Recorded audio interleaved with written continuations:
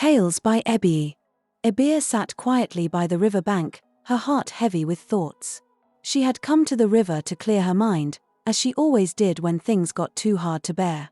Ebir had been with Tony for 5 years, and in those years, she had felt more pain than joy. Tony was quick to anger, always blaming her for the smallest things, and no matter how much she tried to please him, it was never enough. That evening, Ebir had cooked Tony's favorite meal, bunga soup with fresh fish. She had carefully prepared it, hoping it would make him happy after a long day at work. But when Tony tasted it, he spat it out angrily. "Is this what you call food, Ebir? Even a child can cook better than this," he shouted. Ebir's face burned with shame as his words cut deep. She stood there, unsure of what to do. Tony slammed the door as he stormed out of the house, leaving her in tears. This wasn't the first time he had humiliated her, but tonight, the pain felt heavier. She wiped her eyes and decided to take a walk to the river. The river had always been her escape, a place where she could hear the soft whispers of the water and forget her troubles. As she walked, she remembered all the other times Tony had hurt her.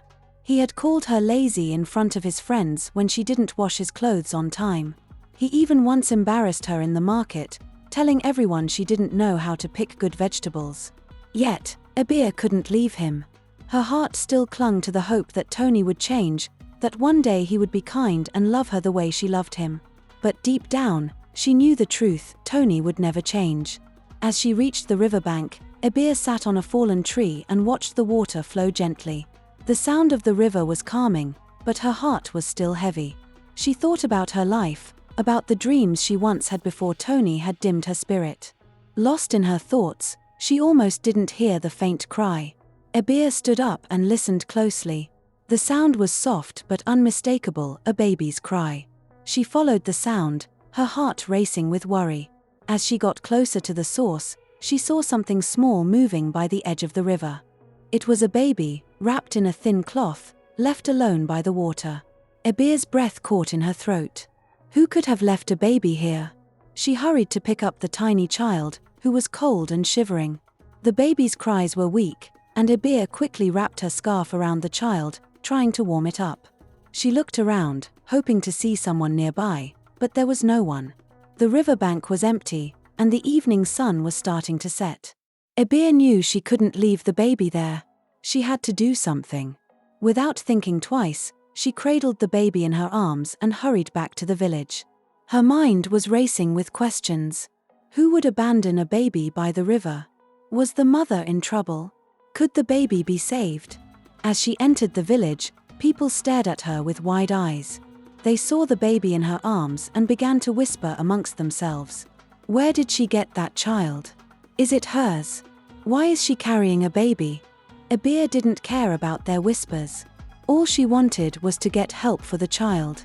She ran to the house of the village nurse, Abor, who was known for helping sick people and children.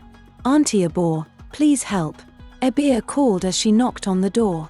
Abor opened the door and gasped when she saw the baby in Ebir's arms. "Where did you find this child?"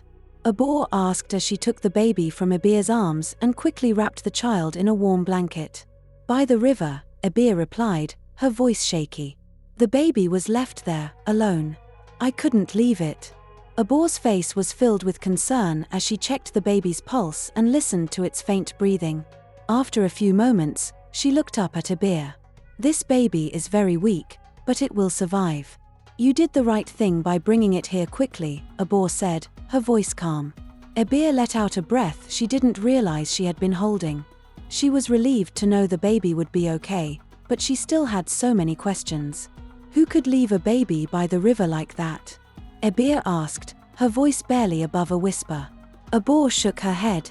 There are some people who believe that the river takes away their problems if they leave things by its side. Maybe the mother thought leaving the baby there would solve her troubles. It's sad, but it happens. Ebir's heart ached at the thought. How could someone abandon such a helpless child? She looked at the baby, who was now sleeping peacefully in Abor's arms, and felt a deep connection she couldn't explain. "I'll take care of the baby until we find the mother," Ebir said suddenly, surprising even herself. Abor looked at her with raised eyebrows. "Are you sure, Ebir? Taking care of a baby is no small task. Ebir nodded firmly. Yes, I'm sure. This child was left in my path for a reason. I'll look after it. And with that, Ebir's life was about to change forever. As she walked home that night, the weight of the baby in her arms felt light, but her mind was filled with thoughts of what Tony would say when he found out she had brought a baby into their home. Ebir walked slowly towards her house, her heart thumping in her chest. She wasn't sure how Tony would react when he saw the baby, but she knew she couldn't turn back now. The baby's soft breathing was the only sound in the quiet night, and she held the child close, trying to think of the right words to say. As she reached the door of their small home, she hesitated for a moment. What would Tony think? Would he be angry, or would he understand? Taking a deep breath, she pushed the door open and stepped inside. Tony was sitting on the old wooden chair in the middle of the room, his face still stern from their earlier argument. He glanced up when he heard the door creak, his eyes narrowing when he saw the bundle in her arms. "What is that?" Tony asked, his voice sharp. Ebir's throat felt dry as she tried to find the right words. "I found a baby by the river," she said quietly, stepping closer so he could see the child. "Someone abandoned it. I couldn't leave it there." Tony stood up, his face filled with disbelief. "You brought a stranger's baby into my house? Are you mad, Ebir? Do you think this is a home for lost children?" Ebir flinched at his words but stood her ground. "The baby was helpless, Tony. I couldn't just walk away." Tony's face darkened as he stepped closer to her, his voice low and angry. "You're always bringing problems into this house. First, you can't cook properly, and now you're bringing in abandoned children. What will people say about us, Ebir? That we are raising another person's mistake?" Ebir's heart ached at his words, but this time, she didn't let them crush her. She had done what was right, and she wasn't going to apologize for it.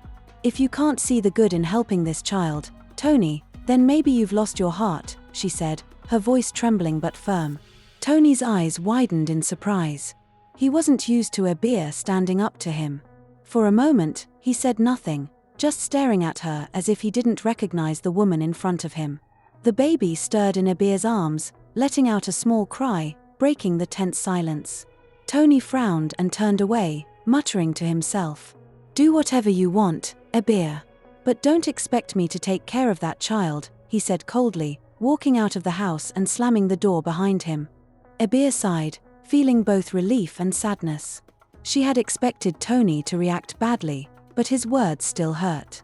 As she looked down at the baby, though, her heart softened. The child had done nothing wrong. It was innocent, and it needed love and care. For the next few days, Ebir tried her best to take care of the baby. She named the child Timipa, meaning God's gift in her Ijaw language. Despite Tony's coldness and the whispers from the neighbors, Ebir felt a new sense of purpose. Timipa gave her a reason to keep going, even when things were hard. Tony, however, grew more distant. He stayed out late, avoiding Ebir and the baby as much as he could. When he did come home, he barely spoke to her, only making rude remarks about how she was wasting her time with the child. One evening, as Ebir was feeding Timipa, there was a knock on the door. She opened it to find an old woman standing outside, her face lined with wrinkles, but her eyes sharp and full of wisdom. Ebir recognized her immediately. It was Mama Diri, the oldest woman in the village, known for her knowledge of herbs and the old ways. "Good evening, Mema," Ebir said, bowing her head respectfully. "What brings you here?" Mema Diri smiled softly and looked past Ebir to the baby in her arms. "I've heard about the child you saved by the river, my daughter. I came to see for myself." Ebir hesitated, not sure what to say. "Yes, Mema. The baby was left there. I couldn't leave it alone." Mema Diri nodded slowly, stepping into the house. She reached out and gently touched Timipa's tiny hand. "This child was brought to you for a reason, Ebir. The river does not leave gifts without purpose." Ebir looked at the old woman, confused. "What do you mean, Mama?" Mema Diri's eyes grew serious as she spoke in a low voice. "There are stories, ancient stories, about children born under the shadow of the river. These children are special, marked by the water spirits. They bring great change to those who care for them. Ebea's heart skipped a beat. She had heard old tales like this when she was a child, but she had never believed in them. Do you think this baby is one of them? Mama Diri smiled gently. Only time will tell, my daughter. But know this, the child you saved will bring you both joy and trials. You must be strong, for the path ahead is not an easy one. Ebea felt a chill run down her spine, but before she could ask more, Mama Diri turned to leave. Take good care of the child, Ebea. The river watches over both of you. As the old woman disappeared into the night, Ebea stood by the door, holding Timipa close. She didn't know what to think, but her heart told her that Mama Diri was right. Timipa was no ordinary child, and her life was about to change in ways she couldn't yet understand. For the next few days, Ebea couldn't shake Mama Diri's words from her mind. Every time she looked at little Timipa, she wondered what the old woman meant about the child bringing both joy and trials. Though the baby seemed like any other, something deep inside Ebea told her that Timipa was special.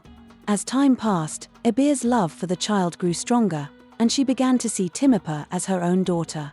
Tony, however, had grown more distant, spending most of his time away from home.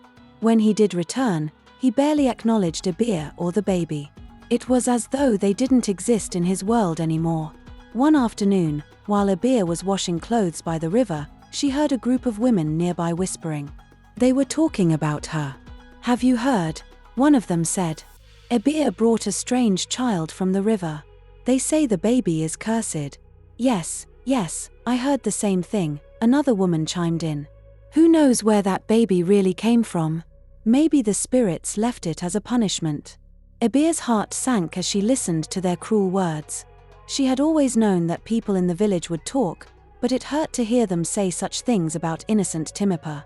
She kept her head down, trying to ignore them, but the words stung like arrows. Later that evening, as Ebea sat by the fire feeding Timipa, she thought about what the women had said. Could it be true? Was there something mysterious about the child she had saved? But when she looked down at Timipa's peaceful face, all those doubts melted away. This baby wasn't a curse, she was a blessing. Just as she was lost in thought, the door creaked open. Tony had returned home, but this time, he wasn't alone. Two of his friends, Owe and Tari, followed him inside. The three men were laughing loudly, clearly having had too much palm wine. Ebea, Tony barked, his voice rough. Why is the house so quiet? Bring us something to eat. Ebea stood up quickly, not wanting to cause any trouble. As she busied herself in the small kitchen, she overheard Tony and his friends talking. They were speaking in low voices, but she caught bits of their conversation.